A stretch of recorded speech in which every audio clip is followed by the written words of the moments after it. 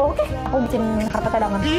Aku tuh bilang ke Julia dari awal sebelum nikah aja, aku bilang aku sebenarnya apa aja bisa ngerti, cuma selingkuh aku nggak bisa ngerti karena itu tidak bakalan bahagia 100% selanjutnya.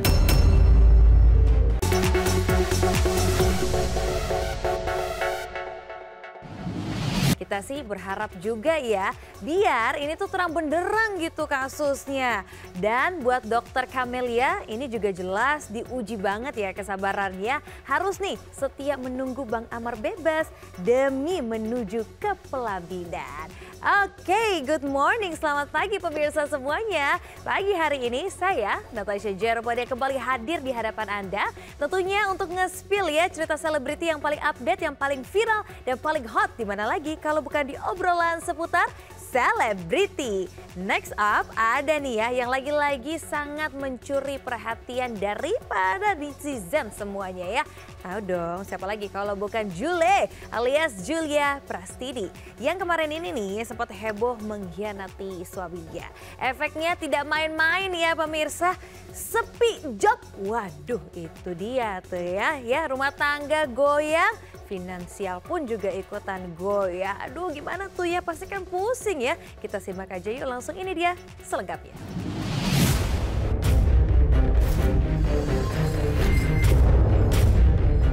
Usai viral video kemesraannya dengan anak ring Safri Ramadan, selebgram Julia Prastini yang akrab disapa Jule tiarap sebab ia tak henti dirujak netizen. Hingga titik terendah. Teranyar bukan hanya karir tinju, Safri yang mati, pundi-pundi Jule pun menurun drastis. Bahkan 5 brand yang selama ini mengucurkan dana langsung menghentikan kerjasama dengan Jule akibat isu perselingkuhan ini. Lantas di mana Jule berada? Ia setelah raib tak lagi muncul di konten media sosial. Dan bukan hanya itu, sahabat Jule yang menemani Jule nonton boxing langsung memblokir Jule akibat dirujak netizen. Lantas bagaimana kondisi Jule saat ini? Benarkah makin dirujak netizen dianggapnya sebagai tantangan?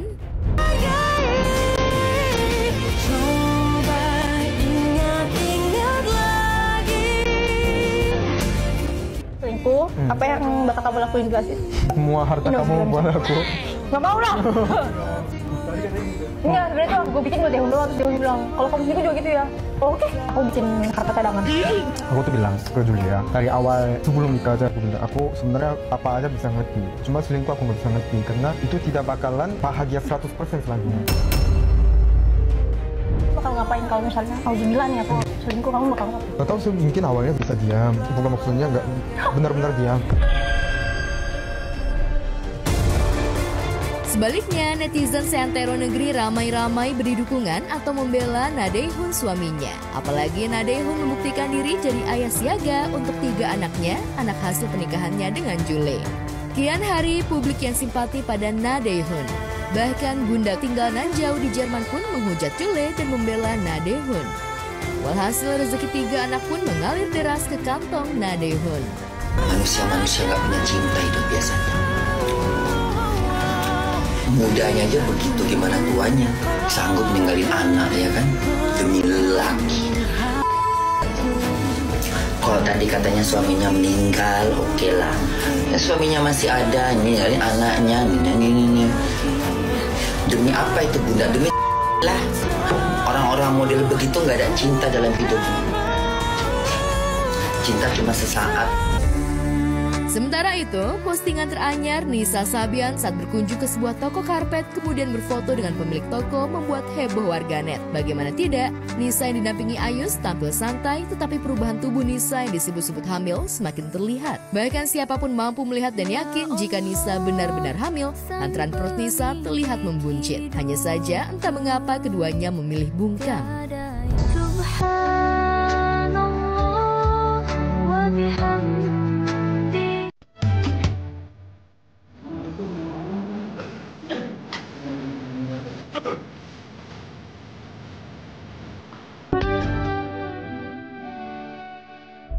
Nisa dan Ayus memilih tak melakukan tabayun alias memberikan klarifikasi, walau fisik Nisa jelas-jelas mengalami perubahan, perut semakin membesar. Isu kehamilan Nisa seolah dikuatkan atau didukung dengan sikap band yang memilih untuk hiatus alias rehat manggung. Untukmu yang selalu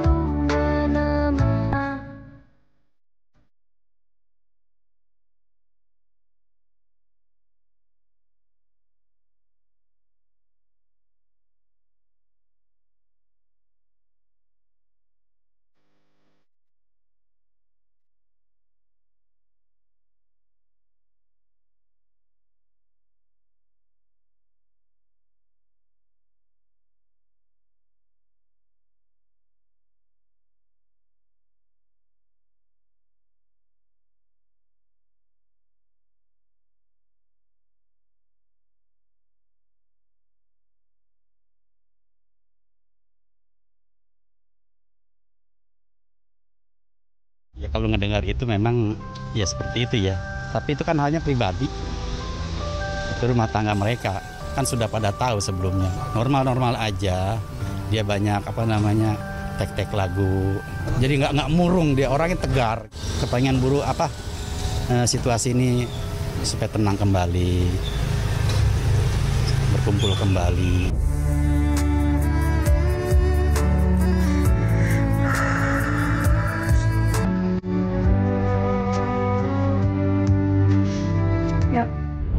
Hamil bisa jadi ini merupakan kabar bahagia atau kebahagiaan Nisa dan Ayus serta keluarga mereka. Mungkin hanya Riri Virus, mantan istri Ayus, yang akan sedikit was-was dengan kehamilan Nisa. Karena jika perhatian Ayus pada anak-anak, buah pernikahan dengan dirinya tentu saja akan terbagi.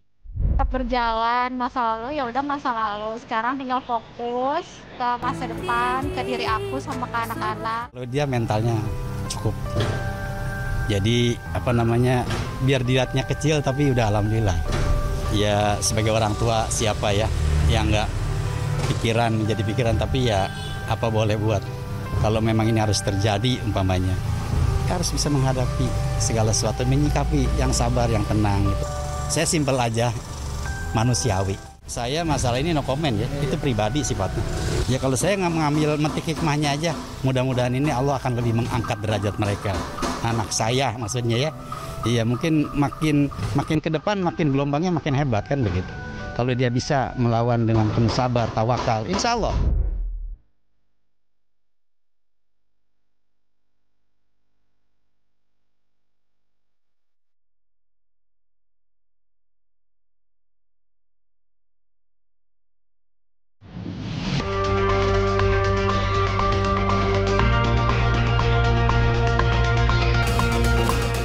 Jelang pembacaan vonis hakim atas kasus pemerasan dan tindak pencucian uang atau TPPU yang menjerat Nikita Mirzani, artis kontroversial ini jadi sensi tapi juga mellow. Ia tak kuasa menahan tangis saat membacakan duplik atau pembelaan dirinya untuk menjawab replik dari jaksa penuntut umum. Dalam dupliknya setebal 20 halaman yang dibacakan langsung oleh Niki, ia langsung tancap gas menyampaikan unek-uneknya dan menyerang jaksa lagi. Maka dari mana sebenarnya sumbernya jaksa bisa menyimpulkan bahwa dalam panggilan telepon bertiga antara saya, Dr. Oki Pratama dan Ismail Marzuki telah melakukan kesepakatan untuk melakukan pengancaman dan pemerasan terhadap Reza Gladys. Tidak ada satupun saksi yang mendengarkan langsung isi percakapan tersebut. Jaksa itu mengklaim ada percakapan 3 orang. Jaksa simpulkan bahwa itu adalah sebuah kesepakatan untuk melakukan pemufakatan jahat. Jaksa sendiri mengatakan bahwa terhadap rekaman percakapan tidak bisa dilakukan ekstraksi datanya, sehingga tidak diketahui apa isi. Niki menuding jaksa tak menggunakan ilmu hukum, tapi ilmu sulap dan paranormal. Bahwa selain jaksa penuntut umum sudah menjadi tukang sulap, jaksa juga sudah tidak menggunakan ilmu hukum dalam menangani perkara saya. Tapi jaksa menggunakan ilmu dukun supranatural karena bisa menyimpulkan percakapan bertiga antara saya, Dr. Oki Pratama dan Ismail Marzuki melakukan kesepakatan untuk melakukan pengancaman dan pemerasan terhadap Reza Gladys. Sama seperti tadi kami sampaikan di duplik, jaksa itu seperti orang yang menguasai semuanya, ya. Dia bisa memprediksi bahwa Nikita itu akan dihukum berat. Kalau mereka berstatement seperti itu, saya juga berstatement sebaliknya. Tidak peduli siapapun hakimnya, tidak peduli siapapun jaksanya, yang jelas Nikita dengan fakta persidangan harus bebas. Meski begitu, usai persidangan, Niki mencoba mendatangi jaksa dan mengajak bersalam-salaman. Tapi ditolak jaksa Dona, jaksa yang saat persidangan beberapa waktu lalu, namanya disebut Niki punya catatan masalah. Tadi salaman juga ditolak sama Bu Dona. Iya, gimana tuh Ami? Iya, mungkin Bu Dona sebel kali sama aku, tapi nggak apa-apa, bisa dimaklumi.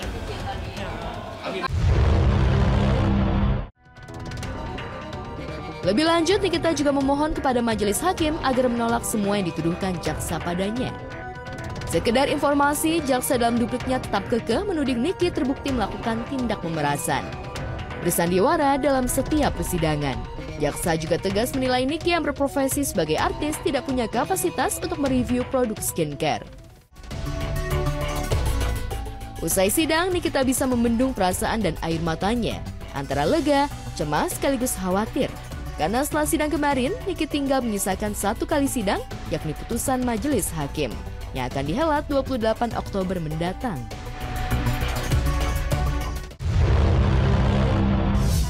Nangis akhirnya selesai setelah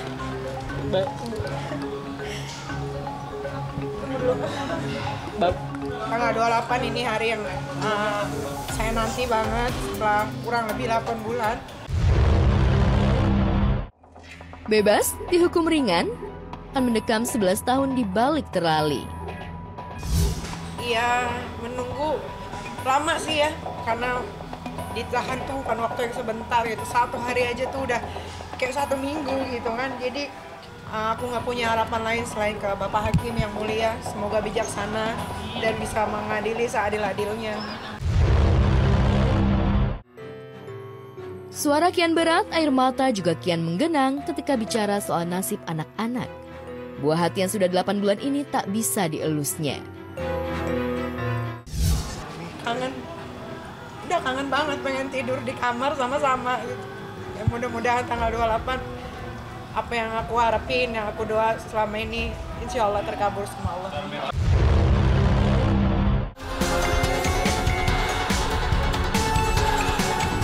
Udah nggak perlu dikhawatirkan, istri saya sudah saya fasilitasin sebagaimana kewajiban saya, apa yang bisa saya berikan, apa yang bisa saya lakukan semaksimal mungkin. Jadi ya insya Allah itu sesuatu yang menjadi kekhawatiran kalian silakan dihilangkan, karena istri saya didoain aja tuh, dia punya doain. suami dan anak saya punya bapak kok, tenang aja ya, cukup didoakan yang terbaik aja.